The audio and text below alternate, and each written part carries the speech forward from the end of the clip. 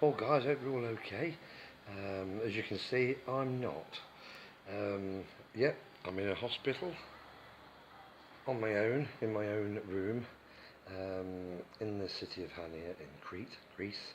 I suffered an heart attack 2 days ago, so I'm now on being monitored, as you can see with all my equipment there. Yes, but anyway, I've had 4 stents fitted in one of my arteries, somewhere around there, and they went through my arm, just there, that hole there, and fed it all the way up through my arm into my artery. Yes, to open them up and let the blood flow. So yes, so there we are. And I woke up with a pain and in my chest, and drove myself to the clinic up in the mountains, where they kindly fetched an ambulance and whisked me straight to the big hospital in Hania. But unfortunately they couldn't do the operation until Tuesday, and this was Friday, and I would have been dead by then. It would have been my funeral probably. So anyway, they rushed me down to a private clinic where the surgeon could perform the operation immediately for €5,000. So €5,000 later, I've had the operation done, and it was all successful. So I'm hoping to be discharged. I've been in the hospital for 3 days. It's now Sunday, and I'm hoping to leave tomorrow once the surgeon has had a chat to me and given my options. I do know my options are, option number 1 is if I want to carry on living, drinking, smoking, partying, rocking and rolling, and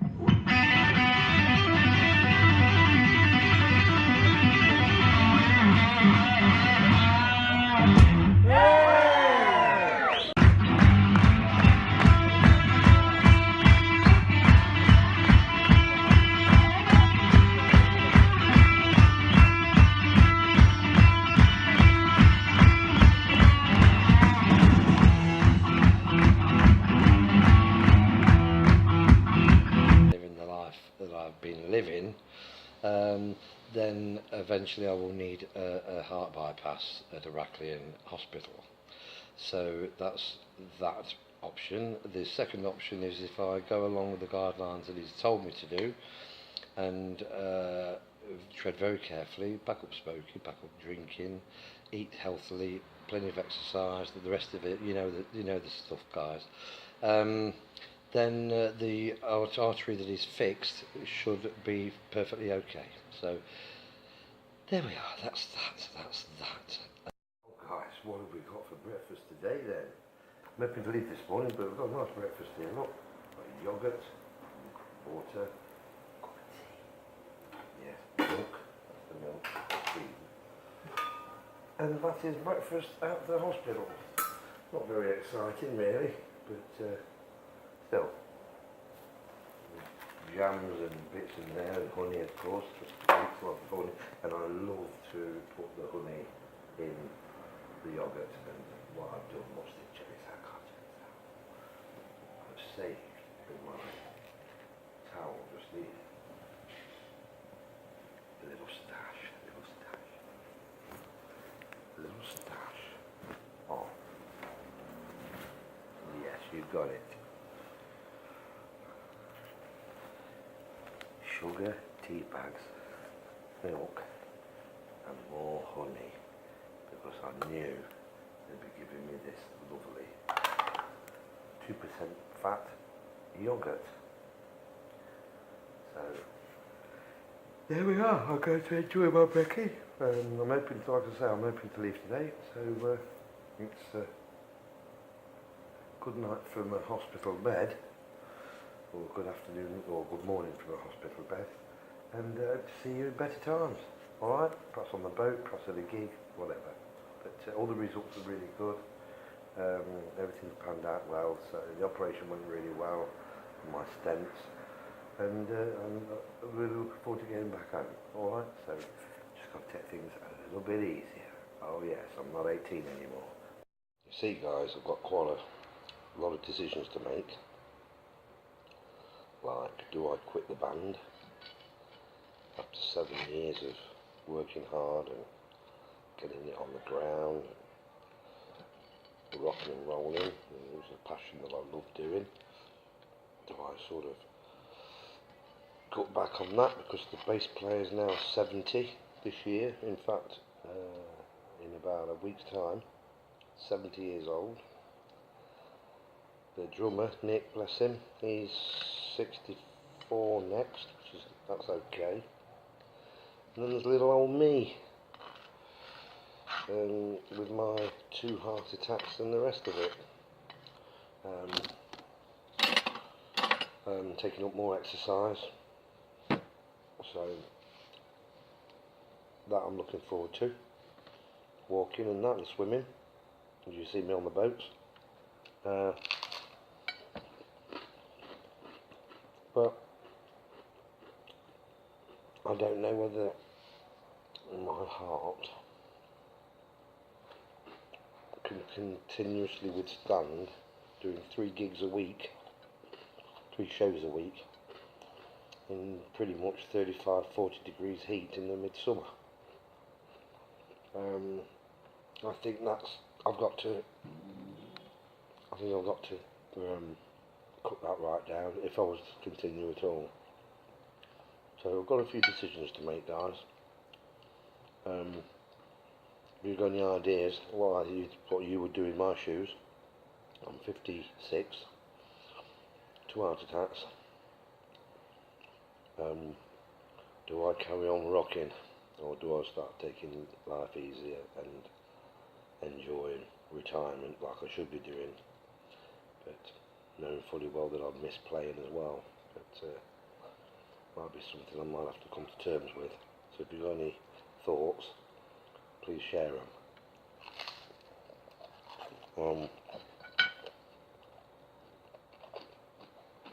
I wanted to share this video with you.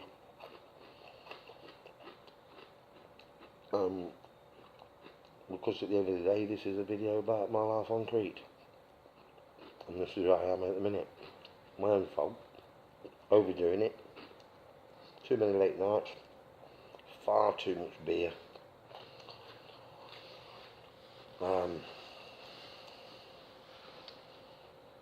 Times 3 nights a week. Ridiculous. So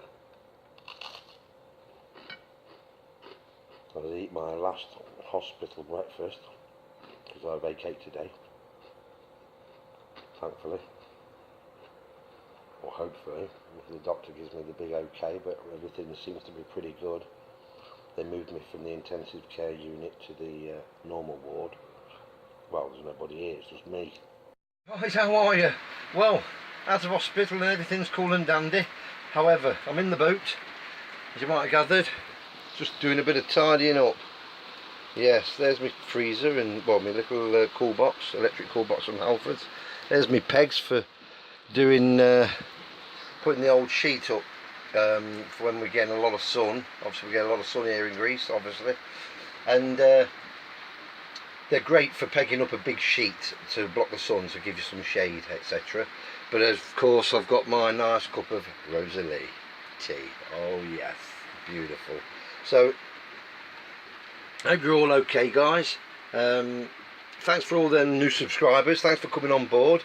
I've had about 10 new subscribers in the last 10 days, pretty much. So thanks for coming on board, and keep in touch.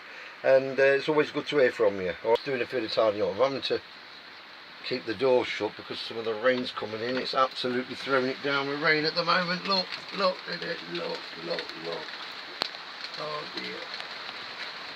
And I better shut the door because we're going to get very wet. Anyway, alright. So anyway, thanks for tuning in, and we'll catch up with you another day. Rock and roll.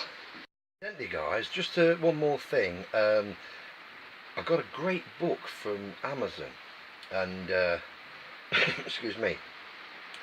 I've often wondered how a captain becomes a captain of a boat. Not a little boat like mine, but I'm talking a large passenger liner. And it's often intrigued me since I've had a boat. How do they actually get to where they're getting, or how do they actually get to where they got?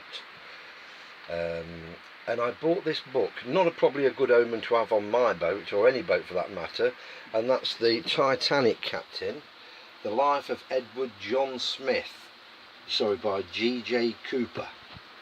And it's an absolutely fantastic read. So if you get a chance to grab this book from Amazon, it's well worth reading. I've only got halfway through it, but it's been quite an eye-opener. He was quite some fellow, actually. In fact, the whole family were from Stoke-on-Trent in the UK. Oh yes, Hanley actually. And his statue is in the Memorial Gardens of Hanley, I understand. And it's an absolutely awesome read. So far, I've only got halfway through it. So anyway, that's what it's called. It's the Titanic Captain, The Life of Edward John Smith by G.J. Cooper. Alright, it's an absolutely fantastic read. There's his statue. And in this book, it tells you the life from a little boy, for about all his background and his family in Stoke-on-Trent.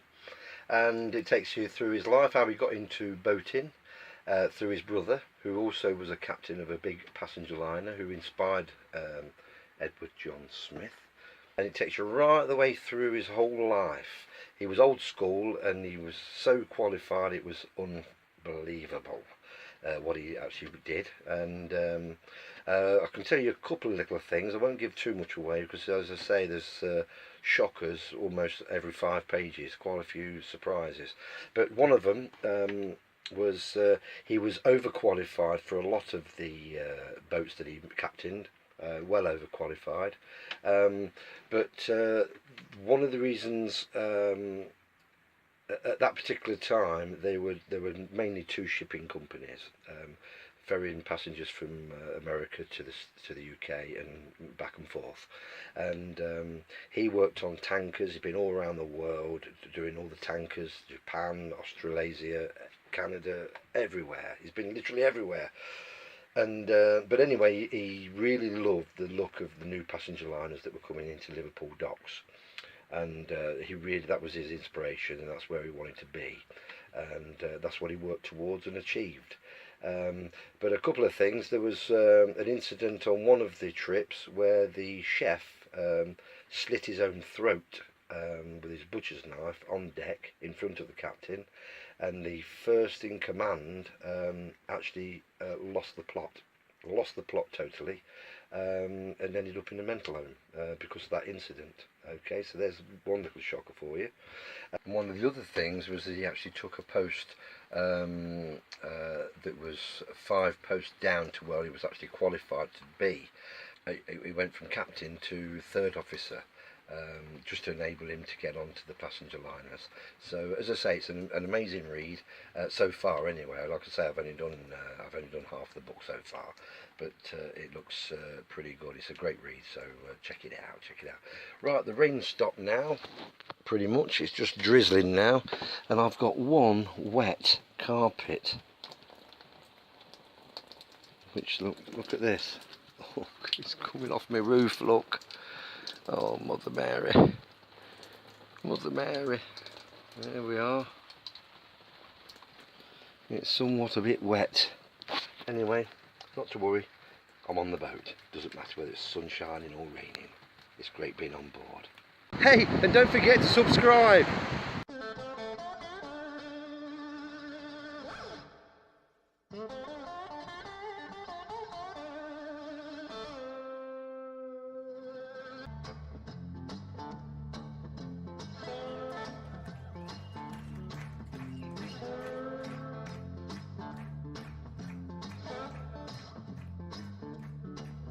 I'm so tired of crying.